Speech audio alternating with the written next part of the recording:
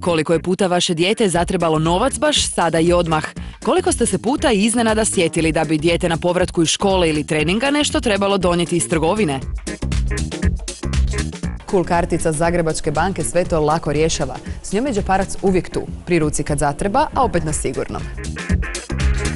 Karticom se može plaćati u zemlji i u inozemstvu, podizati novac na bankomatima i kupovati bonove za mobitel. Cool kartica je kartica kunskog tekućeg računa za mlade. Ugovorite ga za svog tinejdžera u poslovnici Zagrebačke banke.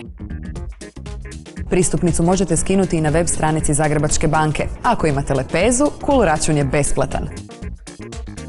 Zatreba li vaše dijete novac, u trenu ga možete uplatiti na Cool račun i odmah mu je na raspolaganju. Možete uplatiti e-zabom, m-zabom, na bankomatu karticom Cool računa, u poslovnici banke, a možete ugovoriti i trajni nalog za uplate na Cool račun. Cool kartica je izvrsno rješenje.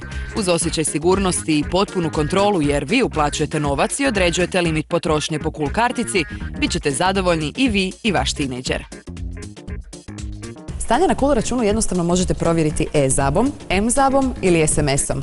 Jednostavno sve pod kontrolom, sve je sigurno, sve je cool.